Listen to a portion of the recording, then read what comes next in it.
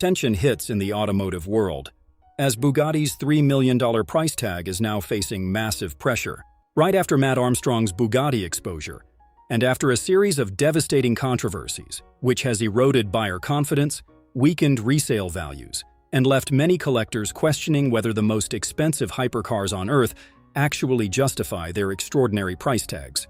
The Chiron, the Veyron, and the latest one, the Tourbillon. All three of them are facing the same uncomfortable question.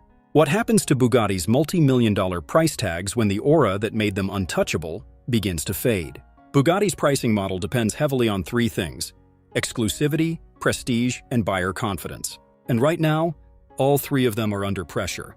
Now let's break down the current Bugatti values, what's happening in the resale market, how collector sentiments is shifting behind the scenes, and whether the Chiron, Veyron, and Tourbillon can hold their prices through what may be the most damaging period in the brand's modern history. So let's start with where Bugatti prices actually stand today, because understanding the current numbers is essential to understanding how far they could fall. The Bugatti Chiron launched at approximately $3 million. Production was limited to just 500 units worldwide, and the entire run sold out.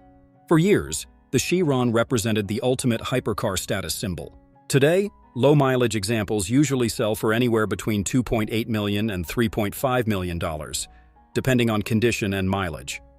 Special variants perform better. The Chiron Per Sport, limited to only 60 units, often commands premiums of $500,000 to $800,000 above standard cars. The Veyron tells a very different story. A new Veyron costs between $1.7 million and $2.8 million, depending on the version. Today, standard Veyrons are traded between £500,000 and £900,000, roughly 40 to 50% below their original purchase prices. Even the more desirable Grand Sport Vitesse and Super Sport models have depreciated significantly from their original values, despite still being sold in the range of £1.2 million to £1.8 million. Now to the Tourbillon, Bugatti's upcoming successor to the Chiron, priced at $4.6 million, limited to 250 units, which is reportedly sold out to their existing customers and Bugatti collectors. On the surface, everything appears healthy. But once you look beyond the headline numbers, the picture now becomes more concerning. Why? Because Bugatti's resale market was already showing signs of weakness before any recent controversy entered the conversation. Standard Chirons that originally sold for around $3 million have started appearing at dealerships and specialist brokers for as low as $2.4 million to $2.8 million. More importantly, some of these cars are taking longer to sell. Vehicles that would have sold within weeks during the hypercar boom of 2021 through 2023 are now sitting for months. And now the Veyron keeps showing a warning of what can happen next. A car that cost nearly $1.7 million when new can now be purchased for less than half that amount, even after accounting for age and mileage. That's a remarkable depreciation trend for a brand often viewed as the pinnacle of automotive luxury. Compare that to Ferrari. Limited production Ferraris like the LaFerrari, Enzo, and F40 have appreciated dramatically. A LaFerrari that was sold for roughly £1.1 million when new can now trade for more than £3 million. Bugatti simply doesn't have many examples of that kind of appreciation, and that's becoming increasingly difficult for collectors to overlook. Dealers have also reported more Bugattis coming up for sale as some owners quietly list their cars through private brokers instead of official dealerships. That's often one of the earliest signs that confidence is beginning to weaken.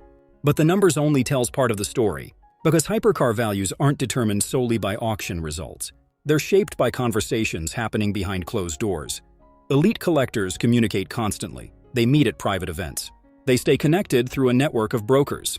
And they influence each other's buying decisions in real time far more than social media ever will. The conversations around Bugatti today are noticeably different from what they were just a few years ago.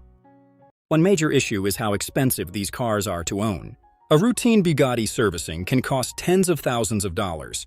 New tires can even exceed $40,000. Even relatively simple replacement parts often come with staggering costs. For collectors who already own multiple hypercars, the ownership equation becomes increasingly difficult to rationalize, especially when competing brands offer similar excitement with fewer headaches. A Pagani Huayra, a Koenigsegg, a Gordon Murray T50.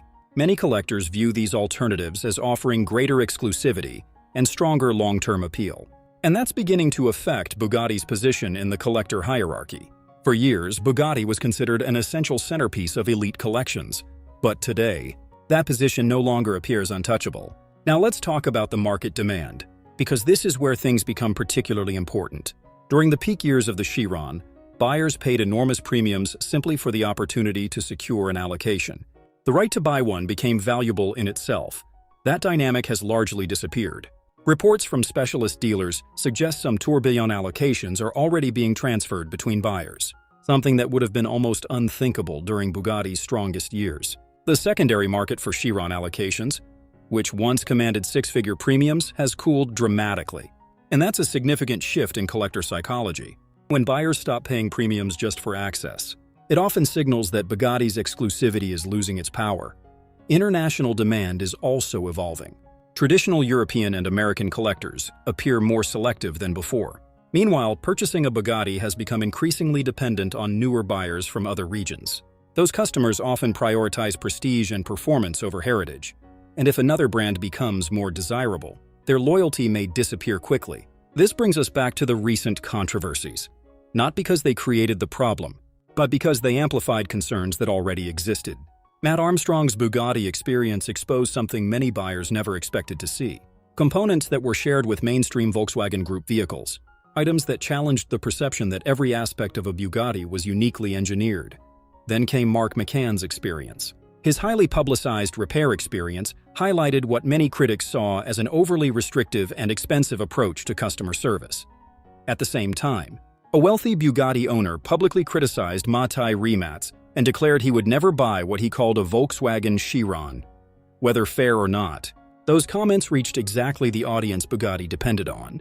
In a twist of events, Ferrari stepped in to help Mat Armstrong with his Ferrari 296 GTB, while Bugatti continued receiving criticism for its own approach. The comparison wasn't favorable for Bugatti. One brand appeared supportive while the other was not. And perception matters enormously when you're selling multi-million-dollar cars. So what happens next? The Chiron faces a straightforward challenge. There are now hundreds of cars in existence, and maintaining strong values requires a steady stream of enthusiastic customers. If that confidence continues weakening, standard Chirons could face additional downward pressure over the next few years. Rare variants such as the Per Sport and Super Sport should perform better because of their lower production numbers. But even those aren't completely immune. The Veyron is in a different position. Many believe Veyron prices have already fallen as much as they're likely to. However, growing awareness of ownership costs could still limit future appreciation, though the Veyron models will still likely remain desirable. But major price increases now seem increasingly unlikely.